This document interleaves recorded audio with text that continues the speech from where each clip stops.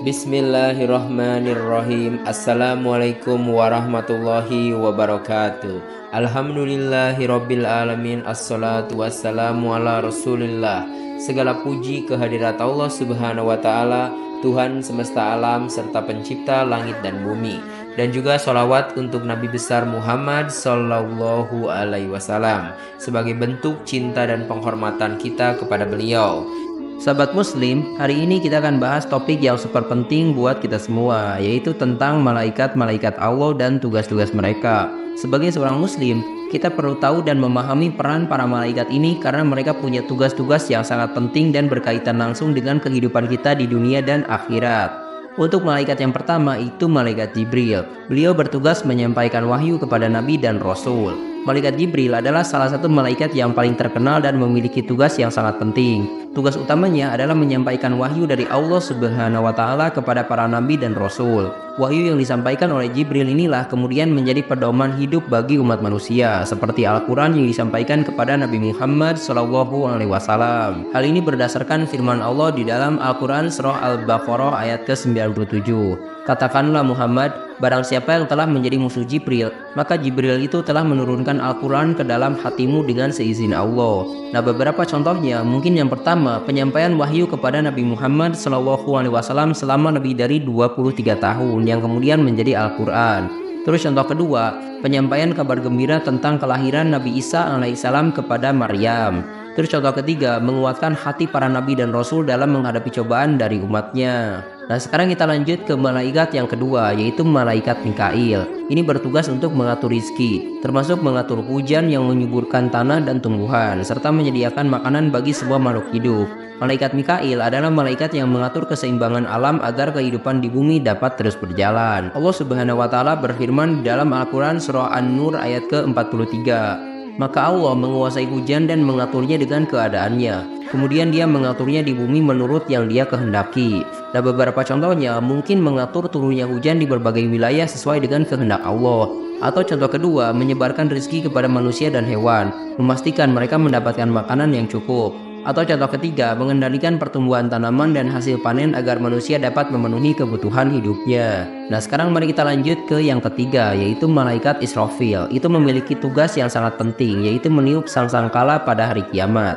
Tiupan pertama sangkakala akan mematikan semua makhluk hidup, dan tiupan kedua akan membangkitkan mereka dari kuburannya untuk menghadapi hari pengadilan. Hal ini berdasarkan firman Allah di dalam Al-Quran surah Az-Zumar ayat ke-68. Dan tiuplah sang sangkala, maka matilah semua yang ada di langit dan di bumi kecuali siapa yang dikehendaki Allah. Kemudian ditiup sang sangkala itu sekali lagi, maka tiba-tiba mereka berdiri menunggu putusannya masing-masing. Sekarang mari kita lanjut ke malaikat yang keempat, yaitu malaikat Israel. Ini juga dikenal sebagai malaikat maut, memiliki tugas untuk mencabut nyawa setiap makhluk hidup ketika ajal mereka tiba. Tugas ini adalah salah satu yang paling menakutkan namun sangat penting, karena setiap makhluk pasti akan mati dan kembali kepada Allah Subhanahu wa taala. Hal ini berdasarkan firman Allah di dalam Al-Qur'an surah As-Sajdah ayat ke-11. Katakanlah, malaikat maut yang diserahi untuk mencabut nyawamu akan mematikan kamu, kemudian hanya kepada Tuhanmu lah kamu akan dikembalikan. Nah, mungkin untuk beberapa contohnya, yang pertama itu mencabut nyawa seorang hamba yang soleh dengan lembut dan penuh kasih sayang.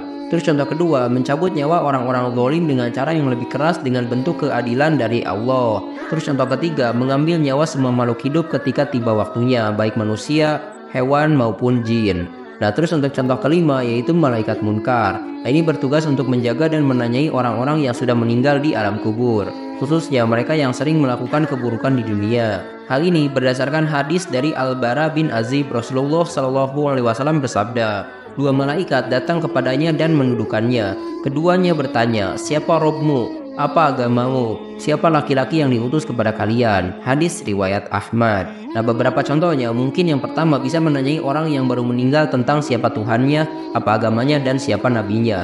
Atau contoh kedua, memberikan pertanyaan kepada orang yang selama hidupnya tidak taat kepada Allah. Atau contoh ketiga, menjaga kuburan dari gangguan jin atau setan yang ingin mengganggu mayat. Nah, sekarang kita lanjut ke malaikat yang keenam, yaitu malaikat Nakir. Nah, ini bertugas bersama malaikat Munkar tadi untuk menanyai dan menjaga orang-orang yang sudah meninggal di alam kubur. Pertanyaan-pertanyaan ini menjadi penentu apakah seseorang akan mendapatkan nikmat kubur ataupun mendapatkan siksa kubur.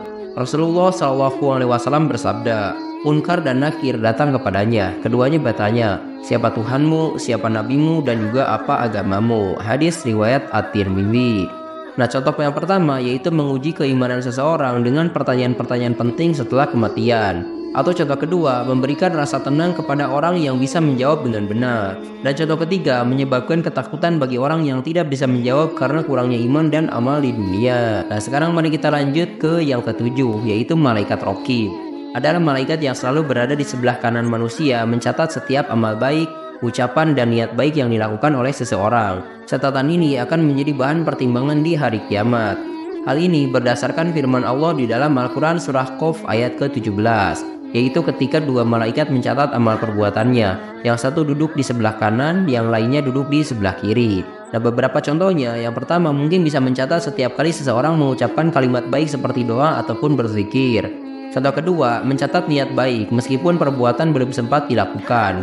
Atau contoh ketiga, mencatat amal kebaikan seperti bersedekah, sholat, dan juga berpuasa. Nah, sekarang mari kita lanjut ke yang ke-8, yaitu malaikat Atid. Nah, ini bertugas mencatat amal buruk seperti ucapan buruk ataupun niat jahat yang dilakukan oleh seseorang. Malaikat ini selalu berada di sebelah kiri manusia dan catatannya akan dibuka pada hari kiamat. Nah, misalnya contohnya yang pertama itu mencatat setiap kali seseorang mengucapkan kata-kata kasar atau menyakiti orang lain. Terus contoh kedua, mencatat perbuatan dosa seperti mencuri, berbohong, dan juga menipu. Atau contoh ketiga, mencatat niat jahat meskipun belum sempat dilakukannya. Sekarang mari kita lanjut ke 9, yaitu malaikat Malik yang bertugas menjaga pintu neraka.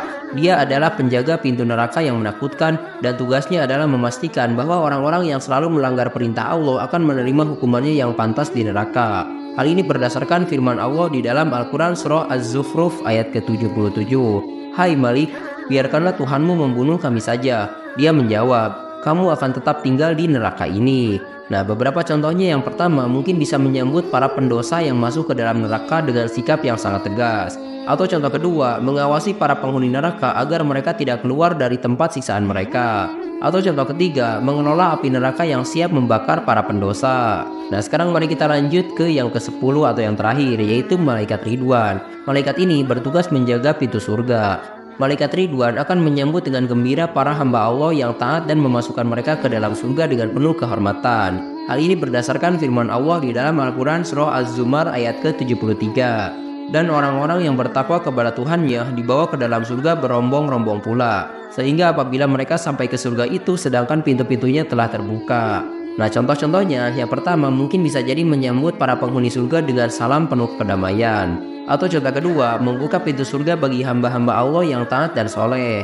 Atau contoh ketiga, memastikan tidak ada seorang pun yang masuk ke surga kecuali dengan izin Allah.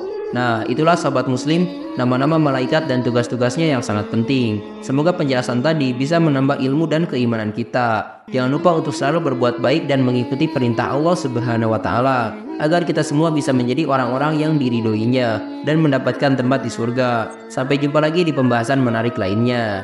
Terima kasih telah menyimak. Silahkan kirim dukungan kalian dengan klik tombol like, subscribe channel ini, dan bagikan juga ke teman-teman kalian. Semoga dengan membagikan itu kalian bisa mendapatkan pahala jariah dari video ini.